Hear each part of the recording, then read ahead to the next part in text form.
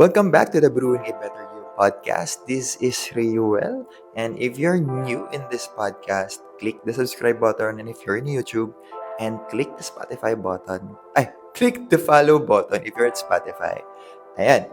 So, just a week ago, nag-get together kami ng mga friends ko from my student council, and kaya ako nag-come up nitong episode na ito.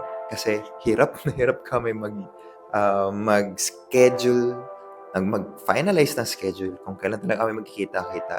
And yung final schedule na yun, na-revise ulit siya kung kailan talaga siya ulit. Dahil nga, ang daming possible na nangyari. Or daming possible na pwedeng sumingit para ma-postpone yung schedule. But, sa wakas yun, nagkita-kita na rin kami. Ayan. So, ano nga ba yung difference nung before, nung college ka, na ba't ang dali-dali mag-aya ng get-together, ng gala before, compared ngayon na we're adults, we're at 30s. And partida, yan na, sa amin naman, partida, lahat kami nag-work sa Metro Manila. Diba? Yun na nga eh. One less reason na nga siya para sa amin na pwede magkita-kita. Pero dami pa rin pwedeng maging reasons eh. So, yun yung i-discuss natin. So, these friends of mine, mga 10 years. 10 years na kaming huli nagkita. Pero itong mga kabatch ko naman, naka-council ko, parang every other year naman kami nagkikita. Kasi, alam mo yun, may mga different seasons na tayo sa buhay.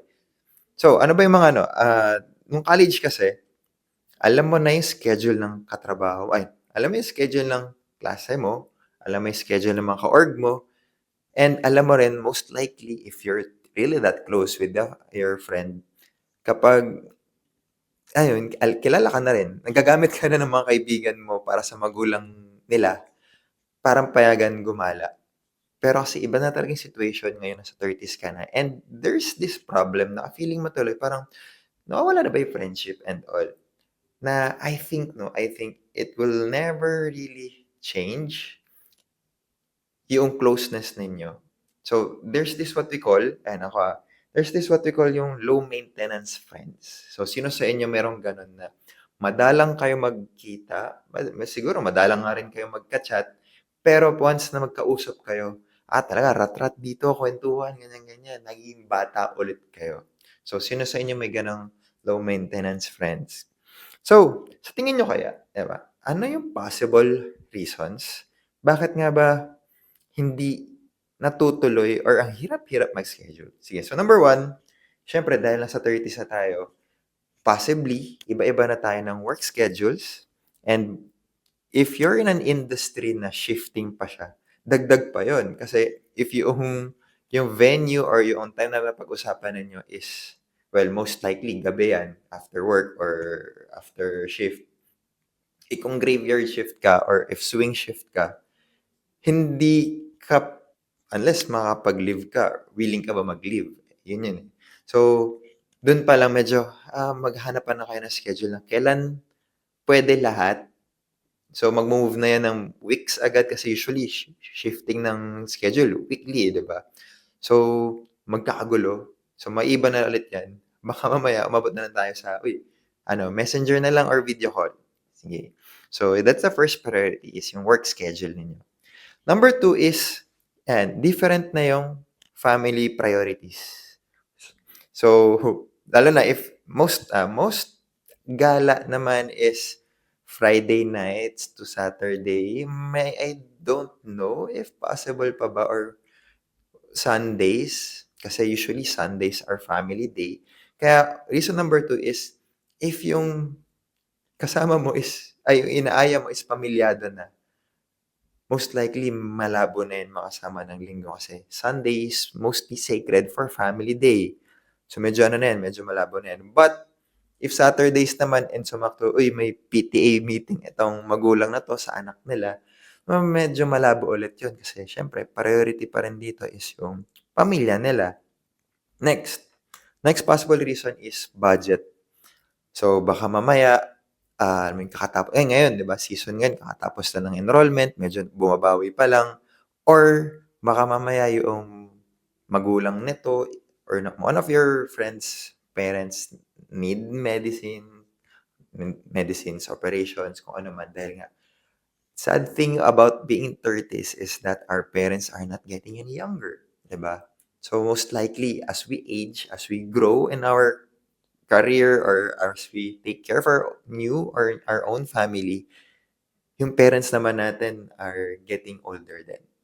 So, 'di ba? Budget, medyo mabigat lagi sa budget. So next, energy levels. So dahil nga 30s na, 'di ba? Dahil 30s na tayo, dun na mahirapan yung mga tito or tita na laging may dala na lang tayong Katingko, Tiger Balm, ano ba, wow, may branding, may ano tayo, may sponsorship. So, etong mga pinapahid natin na, alam mo yun, alam mo, isa pang sign niya na sa 30s na or tita na is amoy, yun yung pabango mo, amoy Katingko, amoy, ay, nadagdag natin yan, amoy Katingko, amoy, ano ba, efficacent oil, white flower, etcetera. Ito yung mga kung ano herb na naamoy natin. And yun nga, yung energy levels natin before na kaya nating pumarty ng hanggang mga madaling araw din papasok ng 7 AM. Wala, kayang-kaya ng katawan natin yun, eh.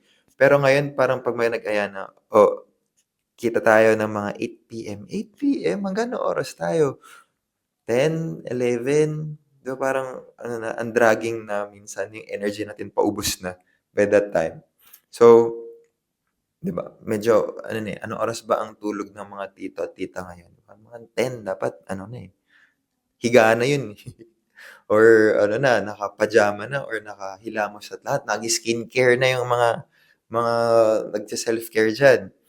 So that's number 4 'no, yung energy levels natin. And next na reason is distance doon sa venue and siyempre iko-consider mo rin yung traffic. And madalas ako dito well, EDSA, Metro Manila, nakita mo na sobrang traffic. So parang, the thought of someone from the north who will go to Makati or lalo na if mag-aalabang, hindi na lang talaga. Pero kasi kaya madali nung bata tayo nung college kasi ang center point natin is yung school and from there saan ba yung mga puwedeng puntahan, kaya madali. Eh, ngayon kasi dahil nagsisi sariling pamilya na, yung alam mong bahay nung kaibigan mo nung college, iba na. So, yeah, distance, traffic, alam mo yun, supposed 20 minutes na biyahe lang baka magtagal pa yun to 1 hour and marami pa ring puwedeng maging late dahil dito sa traffic na 'to. Yeah, so that's the reason number 5. Then, reason number 6 is health goals. Well, may mga ilan akong kilala nagka-calorie count nga ka naman kasi. And they usually say na for the week kasi computed ko na and may gino-goal akong weight. So, parang, okey, sige. So, eh, di sama ka na lang. Pero siyempre parang nakakahiya naman sasama lang siya ng hindi kakain and all. So, more than that is paano ang venue niyo is samgyup, 'di ba? "O tara samgyup tayo, o tara kape or tara milk tea." And etong sugar ano, kung ano man yung mga mino-monitor nila, dun na nahihirapan na kasi ang lakas ng temptations siyempre na o-order din sila kaysa hindi, 'di ba? So yan, health goals. Then, ito pala dagdag ko lang, may isang meeting ako with my friend na nag-aya ako sa salad stop. Sabi niya, "Ha, salad stop hindi, huwag na, ako na bahalang maghanap." Gumanon na siya kaagad. Tuloy, kasi hindi pa parang wala pa akong gulay para sa araw na yun. Wala lang, nadagdag pa lang. Then, next, reason number 7 is yung social battery. Dahil nga usually ang get together is after work and maybe katulad ko after ng mga meetings ko gusto ko ako na lang. Ayoko naman na may kausap. Kaya ito, parang, well, ito alam na akong ibang kausap. So, feeling ko lang naman 'no, parang yung social battery ko is still okay after this, recording ng podcast. Pero yun nga, alam mo yun, after the work, after all the activities during the day, ubos na yung social battery mo and mas gusto mo ng, mag-isa na lang ako. And gusto kong kapiling yung cellphone, nanood na lang Netflix, sa kama, magbabasa, kahit ano. So, ubos na yung social battery. Then, maybe ito, last reason is that we're really having a different seasons sa buhay na natin. And maybe some of you are really on career mode. Maybe you're on a family mode. Diba? Talagang building your family, building your kids, focus sa kids. Or healing na baka ngayon ka lang nakapag-start na having your own time. And that's really valid naman. Nasa inyo naman yun kung, alam mo yun, will your friends accept those reasons? And then eventually, baka may ma-find out mo rin, parang pwede pa rin naman tayo. 'Di ba? So, these are the 8 reasons na naisip ko during the whole, I mean, hindi namin alam kung kailan kami matutuloy.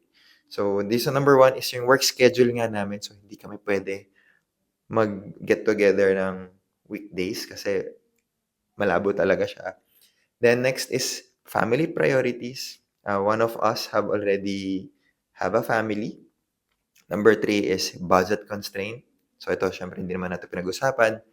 Then next is energy levels. So dahil nga lahat, tita-tita, and lahat kami is nasa iba't ibang industry na hindi naman alam kung kumusta yung energy niya after. Baka kasi mamaya, di ba?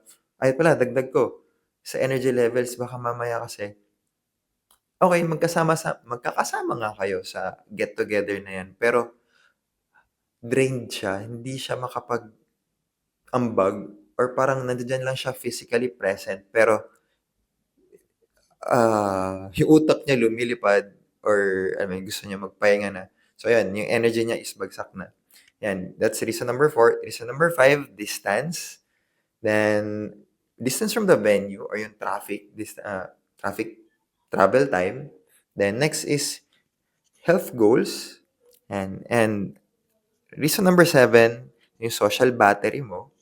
Then last reason is yung we all have different seasons na sa buhay. And all of those reasons are valid. And kaya nga, iba-iba na kasi tayo na eh. Iba-iba na kasi tayo ng focus sa buhay. So, dito naman, alam mo yun, once na nag-gather mo yung mga kaibigan mo, once na nag-gather na kayong lahat, madalas naman na pinag-usapan dyan is yung mga kalokohang nangyari nung college or nung high school. Mga madalas niyong ginawang, it's either good or bad yung mga impact na nangyari, magagandang nangyari o yung mga pangit na nangyari. Like for example, ah, na na na nag-cheat, mga gano'n, mga nagkopyahan, paano kayo nagkokopyahan, paano kayo overnight, sino yung mga pinagtitripan ninyo, 'di ba? And it will never, never be about sino ba yung highest yung grades nung college, sino ba yung naka-perfect nung quiz na ganito. And that's the beauty of you having those kind of conversation, those experiences na hinding-hindi kayang palitan. Lalo kaya tuloy naisip ko yung mga grade conscious. So, shoutout sa mga grade conscious nung college. Wala kayong masyadong sorry, wala kayong masyadong, ano 'to?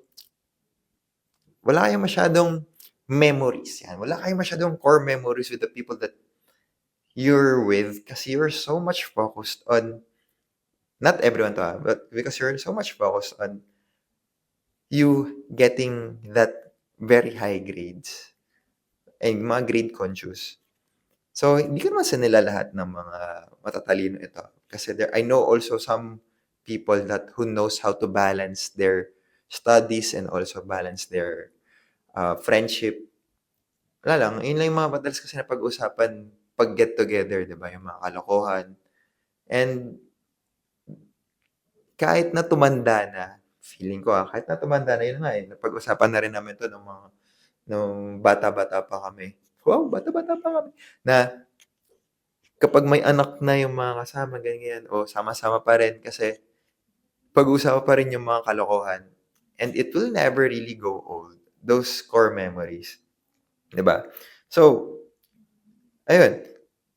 So, that's the episode for today kasi very ano lang, very, very light lang kasi nagkaroon lang talaga ako ng idea na, oo nga 'no, it's really hard to organize a reunion ng at this age, at this time, kasi we really have a different seasons na and baka alam mo yun, yung 'pag nasa 50s na or 60s na, baka may wala na, may mga nauna na, na hindi na alam mo yun, sayang tuloy yung as much as possible if kaya niyo magkita-kita, magkita-kita kayo, just a simple lunch or simple dinner.